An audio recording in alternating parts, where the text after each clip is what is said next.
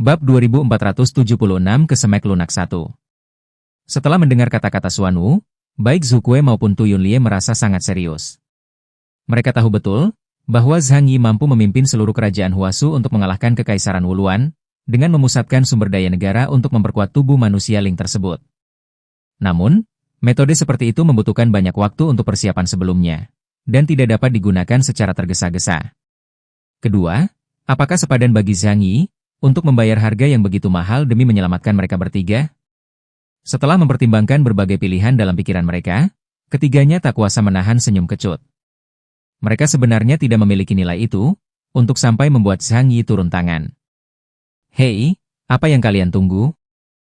Lu Xiao berkata dengan tidak sabar. "Cepat panggil bala bantuan.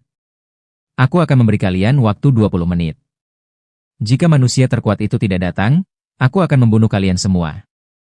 Ketiganya, Zhu Kuei, Xuanwu, dan Tu Yunlie, dipenuhi dengan kepahitan. Tetapi, mereka bertekad untuk tidak meminta bantuan Zhang Yi dengan mudah. Kita harus melestarikan harapan terakhir ini untuk kerajaan Huasu. Adapun bantuan dari wilayah lain, ya, itu bahkan tidak perlu dipertimbangkan. Jaraknya terlalu jauh, orang tercepat yang sampai akan membutuhkan waktu setidaknya setengah jam. Tidak ada seorang pun selain Zhang Yi yang bisa menyelamatkan mereka sekarang. Hahaha. Hantu api mengunyah kerikil, suaranya bercampur tawa. Wanita itu cukup cantik, hanya saja terlalu lemah. Mata Sutun berbinar aneh saat dia menggoda. "Kau suka hal semacam ini?" "Mustahil, itu ras yang berbeda." Iblis api mengangkat bahu. "Maksudku kemampuannya, itu luar biasa. Potensinya seharusnya sangat tinggi, tetapi sayangnya, manusia generasi ke-6 sejarah terlalu singkat, dan penelitian tentang kemampuan psikis terlalu dangkal. Jadi, dia belum mampu untuk melepaskan kekuatan sejatinya." Sutun menguap ringan, kilatan dingin terpancar di matanya. Generasi ke-6 manusia. Mereka telah mengalami kemerosotan, hingga tidak dapat dikenali lagi. Sepertinya Lu Xiao saja sudah cukup. Suara mereka tidak keras, tetapi jelas terdengar oleh Suzaku dan yang lainnya. Armor es Xuanwu telah mencair sebagian besar, Tu Yunlie terengah-engah, dan api biru Zhu Kuei berkelap-kelip di tengah kobaran api yang dahsyat. Situasi pertempuran telah berbalik sepenuhnya melawan mereka. Mereka tidak bisa bertahan lebih lama lagi. Di pusat komando kota laut Cina Timur, Li Guangxiao membanting tangannya ke meja, matanya dipenuhi amarah. "Zhu Zheng, di mana Juyu milikmu? Kirim dia ke medan perang segera. Jika dia tidak pergi, Xuanwu dan yang lainnya akan mati di sana." Di ujung lain jalur komunikasi, lampu-lampu di kota badai salju tampak redup. Zhu Zheng duduk di sebuah kursi kulit hitam besar, alisnya berkerut dan jari-jarinya mencengkeram tepi meja. Lan Xincheng berbisik mengingatkan.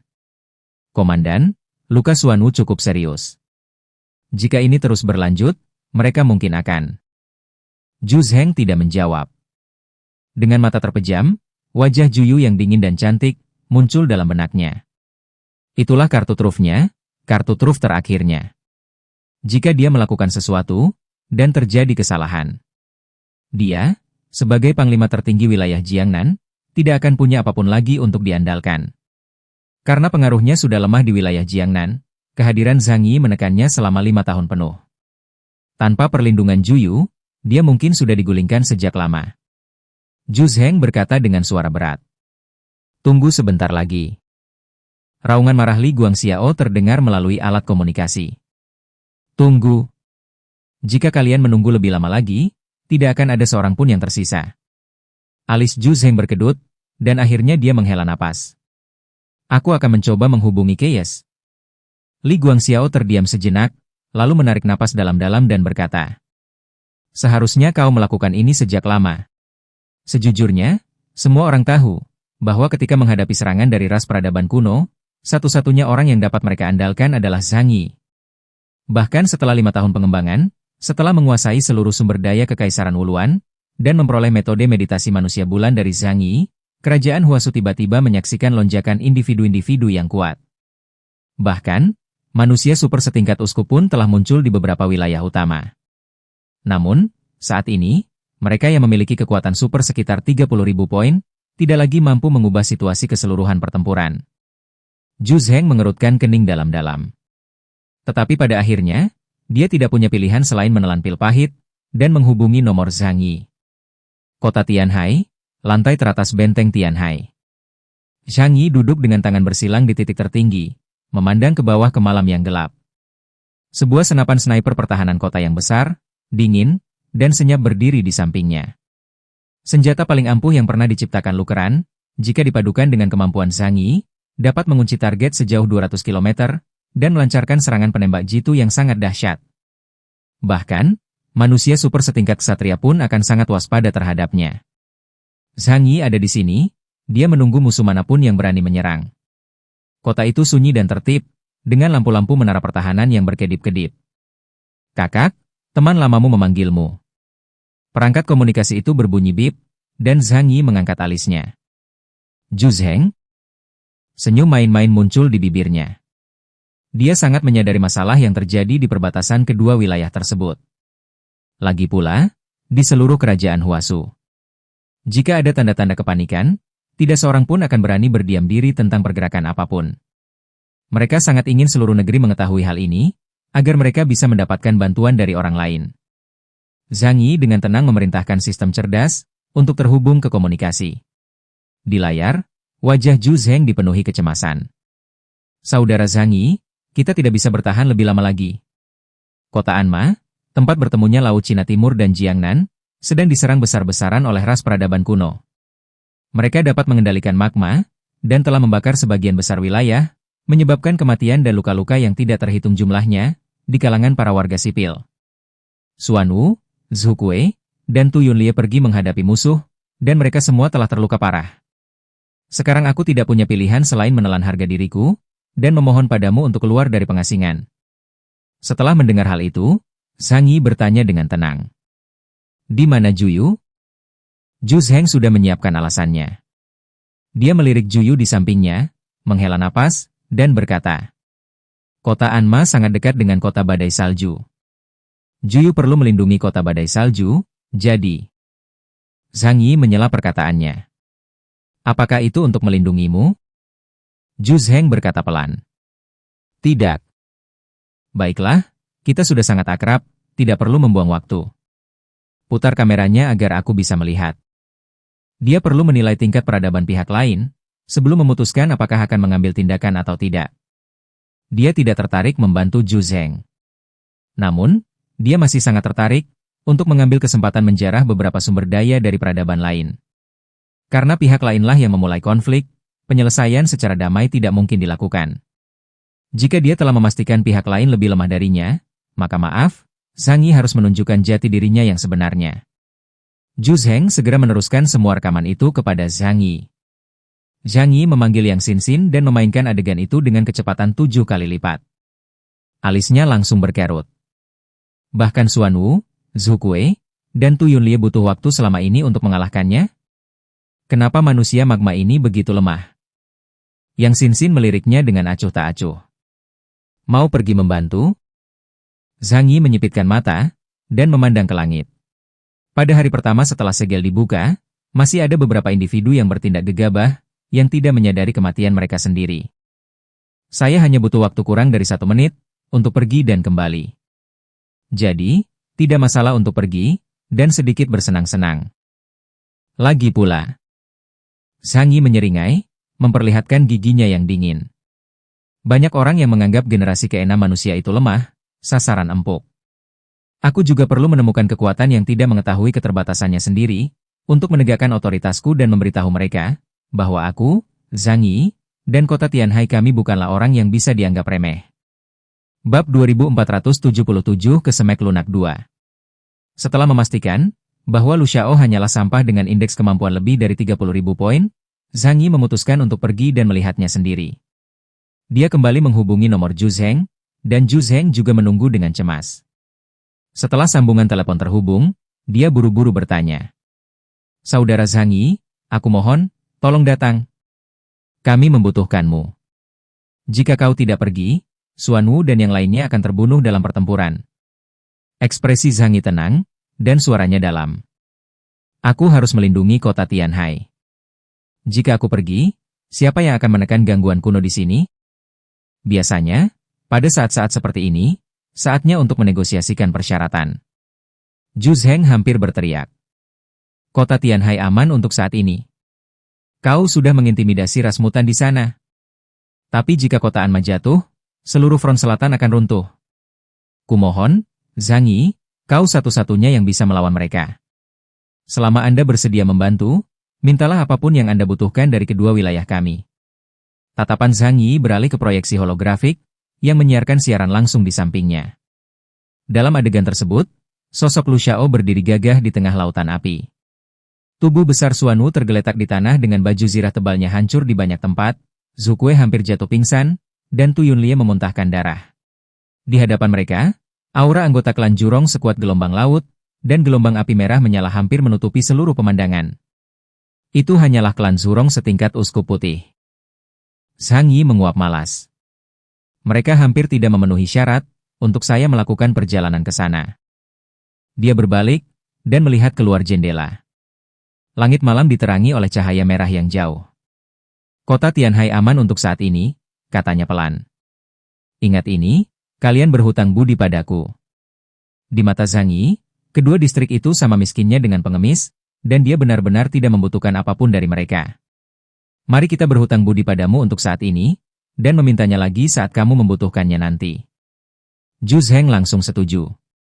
Adapun Li Guangxiao, selama kau membantunya menyelamatkan dua petarung top, dia akan berlutut dan memanggilmu ayahnya. Maka keduanya langsung setuju.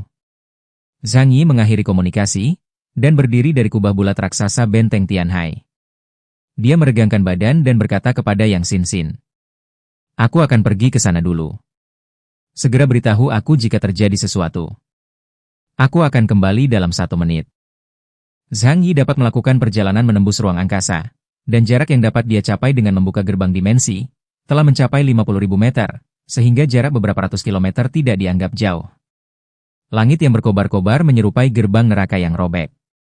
Xuanwu, Zukue, dan Tu Yunlie sudah hampir tidak bernapas, darah mereka bercampur dengan tanah hangus, tubuh mereka terombang-ambing tidak berdaya di lautan api. Api biru burung vermilion telah lama meredup, baju zirah es kura-kura hitam hancur berkeping-keping, dan Tu Yunlie hangus di sekujur tubuhnya, berlutut di tanah dengan tinju masih terkepal erat. Lu Xiao melangkah maju, lava di bawah kakinya bergejolak setiap langkah, tawanya bergema di tengah kobaran api. Ini sudah generasi ke-6? Suaranya dingin dan arogan, mengandung rasa superioritas yang melekat. Kalian berjuang seperti semut, beranikah serangga yang diterangi cahaya api melawan matahari?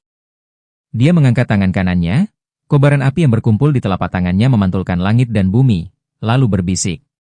Karena, yang terkuat, yang kalian bicarakan itu menolak untuk menunjukkan dirinya. Maka aku akan berjuang menerobos, dan memastikan bahwa negeri ini tidak akan memiliki manusia generasi ke-6 lagi. Xuanwu menggertakkan giginya, suaranya serak. Kau. Jangan berani-beraninya berpikir seperti itu. Mata Suzaku berkaca-kaca dipenuhi air mata kekecewaan. Jika ini tidak berhasil, kita semua akan musnah. Dengan sisa kekuatan terakhirnya, Tu Yunlie meraung dan menerjang Lu Xiao, hanya untuk ditangkis dengan pukulan telapak tangan biasa, dan jatuh terhempas keras ke dalam lava. Lu Xiao mendongak, cahaya api terpantul di pupil matanya yang berwarna merah keemasan, seolah-olah dia telah melihat betapa tidak berartinya seluruh dunia. Dia perlahan mengangkat tangannya, dan api di telapak tangannya berubah menjadi ular cahaya cair yang tidak terhitung jumlahnya, yang menerjang mereka bertiga. Pergilah ke neraka, kalian makhluk permukaan hina. Di menara yang jauh, Sutun dan Huo Gui masih menyaksikan dengan acuh tak acuh. Hantu api, dengan sepotong batu hangus menggantung di bibirnya, tersenyum mengejek. Lu Xiao akan segera memulai pembersihan area ini. Sutun mengangguk acuh tak acuh. Bagus sekali. Biarkan orang-orang generasi ke-6 yang rendahan ini mengerti bahwa era mereka seharusnya sudah berakhir sejak lama. Tepat pada saat itu, hembusan angin kencang menerpa. Arah kobaran api tiba-tiba berubah. Suhu antara langit dan bumi tiba-tiba turun drastis untuk sesaat. Tidak ada guntur, tidak ada fluktuasi energi, tidak ada fenomena yang tidak biasa, hanya keheningan yang ekstrim. Lu Xiao sedikit mengerutkan kening, hatinya berdebar kencang. Dia merasakan bahwa ada sesuatu yang belum pernah dia sadari sebelumnya. Muncul di ruangan ini. Angin bertiup perlahan dari reruntuhan di kejauhan, dan sesosok tubuh melangkah di atas abu dan bara api. Dia melewati kobaran api dengan langkah mantap. Dia adalah seorang pemuda berpakaian hitam, langkahnya begitu ringan sehingga tidak mengeluarkan suara, dan bahkan nyala api pun terbelah di kakinya. Semenit yang lalu Zhang Yi masih berada di kota Tianhai, dan semenit kemudian dia tiba di medan perang suku Zhurong. Begitulah penampilannya. Gerbang dimensi terbuka, dan semua hal di alam membentuk pertahanan yang benar-benar sempurna di sekelilingnya, sehingga suhu tinggi di sekitarnya tidak dapat menembus. Tidak ada kilatan cahaya atau embusan udara yang kencang, dia tampak muncul begitu saja, tenang dan terkendali, namun diselimuti suasana mencekam yang membuat sulit bernapas. Begitu indeks kekuatan super inhuman mencapai tingkat tertentu, indera keenam akan menjadi sangat tajam seiring evolusi organisme. Terutama saat menghadapi lawan yang lebih kuat, insting untuk mengantisipasi bahaya akan menjadi semakin kuat. Oleh karena itu, meskipun Zhang Yi tidak menggunakan kemampuan apapun, kemunculannya dari kehampaan saja sudah cukup untuk membuat Lu Xiao, yang tadi tertawa terbahak-bahak, merasakan api yang mengalir di kulitnya mereda. Zhang Yi bahkan tidak melirik Lu Xiao. Dia hanya menatap medan perang di depannya, pandangannya menyapu langit yang bernoda merah oleh kobaran api, dan mayat-mayat di tanah yang hangus, sebelum akhirnya tertuju pada Lu Xiao. Sekilas pandang itu, bagaikan seorang dewa dari atas langit yang memandang ke dunia fana. Apakah dia ras yang sama dengan pendekar pedang berbaju zirah emas dari tanah Mamon? Ini cukup menarik. Tawa Lu Xiao sedikit terhenti, dan ekspresi terkejut terlintas di matanya. Mungkinkah kau adalah yang terkuat dari generasi keenam manusia yang sedang mereka bicarakan? Zhang Yi tidak menjawab, tetapi hanya meliriknya dengan acuh tak acuh. Kemudian, jari telunjuk kanannya berkedut hampir tidak terlihat.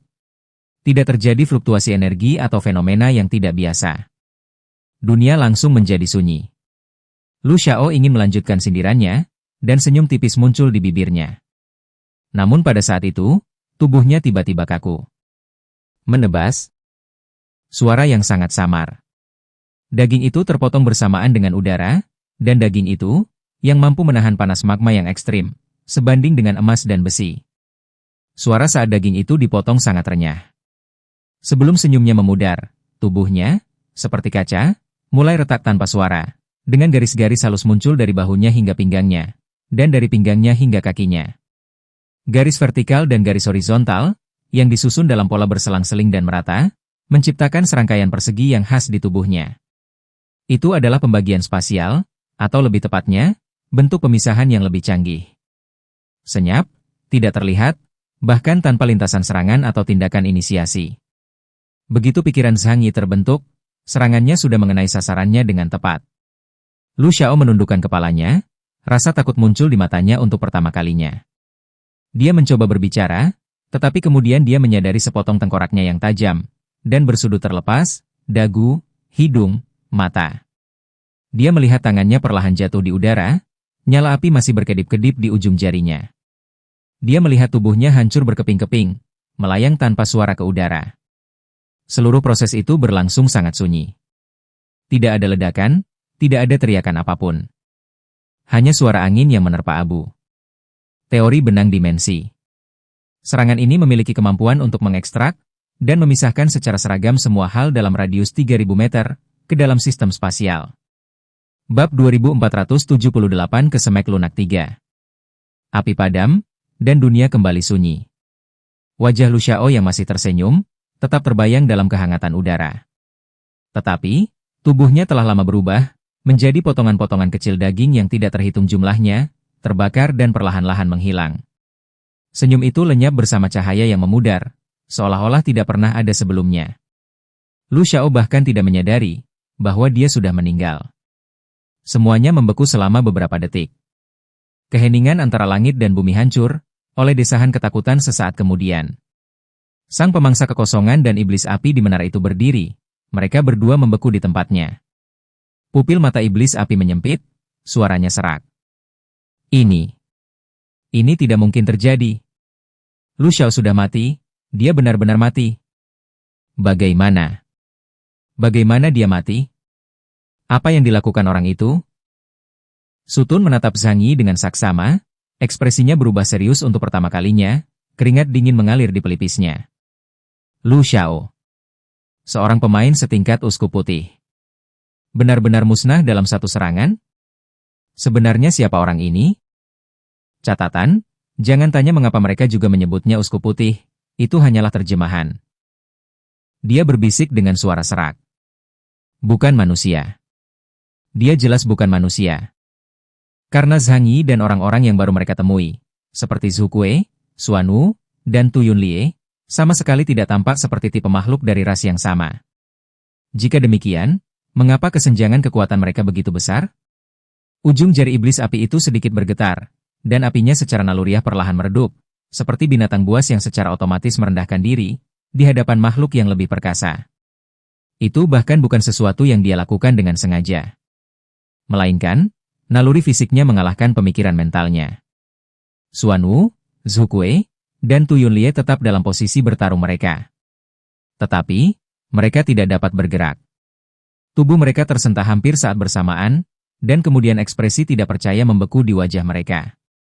Mata biru dingin Suzaku sedikit bergetar saat dia menatap Zhang Yi, suaranya hampir gemetar.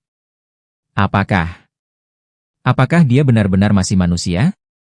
Dia tahu Zhang Yi sangat kuat, sangat kuat. Namun, dia merasa bahwa dia sudah membayangkan kemampuan Zhang Yi semaksimal mungkin. Namun, baru setelah menyaksikan tindakan Zhang Yi, dia benar-benar mengerti betapa kurangnya imajinasinya. Perbedaan antara indeks kekuatan super 26.000 poin dan 52.000 poin bukanlah hanya 2 kali lipat. Tetapi, jurang yang tak terjembatani antara langit dan jurang maut. Tu Yunlie menelan ludah dengan susah payah, darah menetes dari sudut mulutnya. Organ dalamnya telah pecah, dia hampir mati. Wajahnya yang tadinya berani, kini dipenuhi rasa takjub dan malu. Aku bahkan tidak bisa melihat sekilas momen ketika dia melakukan gerakan tadi. Kita bahkan tidak berada di level yang sama dengannya. Xuan Wu menarik napas dalam-dalam, dan aura dingin itu berubah menjadi kabut putih yang menyembur keluar dari mulut dan hidungnya. Kami pikir kami adalah penjaga kerajaan Huasu. Tapi, di hadapannya, kami bahkan bukan percikan api. Ketiganya diliputi rasa kaget dan malu. Musuh yang bahkan tidak bisa mereka kalahkan, dengan segenap kekuatan mereka, tidak mampu menahan serangan Zhang Yi sedetik pun. Kesenjangan itu seperti jurang pemisah antara ranah manusia dan dewa. Di dalam pusat komando regional Laut Cina Timur, Li Guangxiao menempelkan seluruh wajahnya ke layar, pupil matanya membesar karena terkejut.